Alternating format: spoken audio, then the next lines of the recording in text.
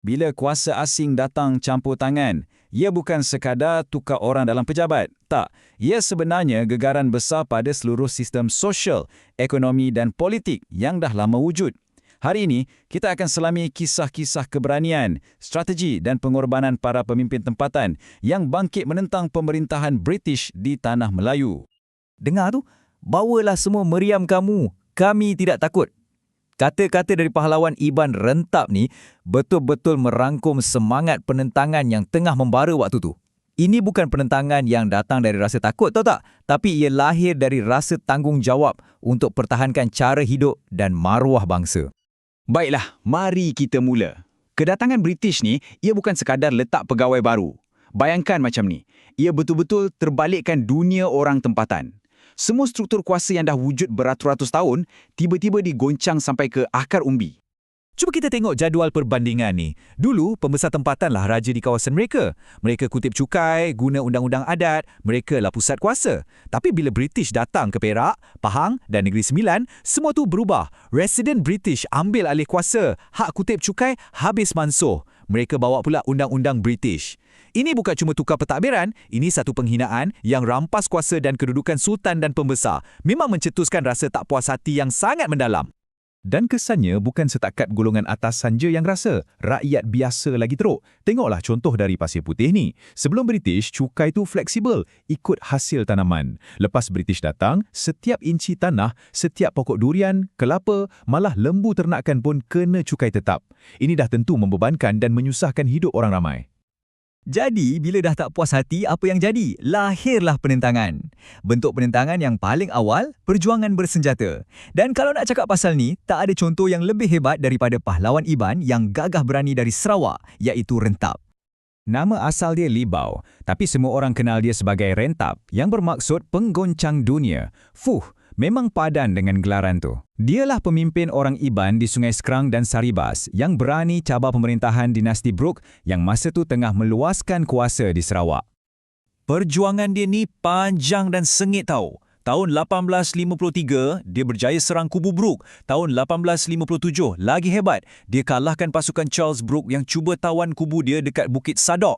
Tapi, yalah, perjuangan ni tak seimbang. Pada tahun 1861, Brooke datang balik dengan tentera yang lebih besar dan bawa satu meriam gergasi. Akhirnya, kubu Rentap jatuh juga.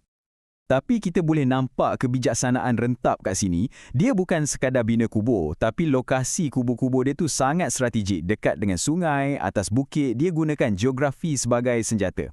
Ini membuktikan yang dia bukan sekadar pahlawan berani, tapi dia juga seorang ahli strategi yang sangat bijak. Sekarang dari medan perang, kita beralih pula ke Dewan Mahkamah. Sebabnya, penentangan tak semestinya guna senjata. Di Terengganu ada seorang ulama yang gunakan ilmu dan undang-undang untuk cabar British. Yang menariknya pasal Haji Abdul Rahman Limbong ni ialah strategi dia. Dia tak angkat senjata. Sebaliknya, dia jadi peguam untuk para petani di mahkamah. Hujah dia pula memang padu. Dia cabar kesahihan undang-undang tanah British. Katanya, tanah ni milik Tuhan, jadi rakyat bebas usahakannya. Lepas tu, dia tuntut pula guna undang-undang Islam. Kiranya, dia lawan British guna sistem mereka sendiri. Perjuangan ini betul-betul bagi inspirasi pada rakyat sampai tercetus satu kebangkitan rakyat pada tahun 1928, semua sebab kepimpinan dia. Walaupun akhirnya kebangkitan tu dipatahkan dan Haji Abdul Rahman Limbong dibuang negeri ke Mekah, perjuangan dia dah tunjukkan yang penentangan boleh datang dalam pelbagai bentuk, termasuklah melalui akal dan undang-undang. Ini mesti buat kita terfikir kan? Dengan semua keberanian ni, tak kiralah bersenjata atau guna undang-undang, kenapa gerakan penentangan awal ni akhirnya tak berjaya halau British? Jawapannya agak rumit. Pertama sekali, perjuangan ni bersifat setempat. Pahlawan di satu negeri berjuang sorang-sorang, tak bersatu dengan negeri lain. Kedua, sokongan dari istana pun selalunya tak ada. Ketiga, tentulah sebab teknologi. British ada senjata moden, kita ada senjata tradisional. Keempat, British ni licik. Mereka guna taktik pecah dan perintah, guna pengintip, macam-macam hilah. Dan akhir sekali, kuasa penjajah macam British dan Belanda ni, mereka bekerjasama untuk pastikan mana-mana penentangan akan gagal. Walaupun penentangan awal ni gagal capai matlamat utama, jangan pula kita anggap perjuangan mereka sia-sia. Salah besar tu. Sebabnya, perjuangan mereka ni tinggalkan kesan yang sangat mendalam dan berkekalan sampai ubah cara British memerintah. Cuba tengok nombor ni. 100,000 pound sterling. Ini kos yang British kena tanggung untuk perang Nanning sahaja.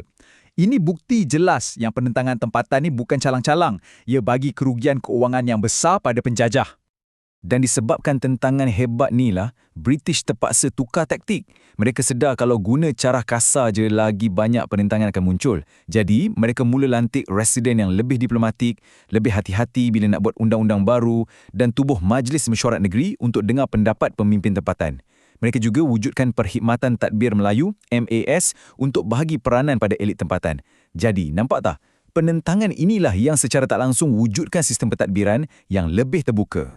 Dan warisan mereka memang terus hidup sampai hari ini.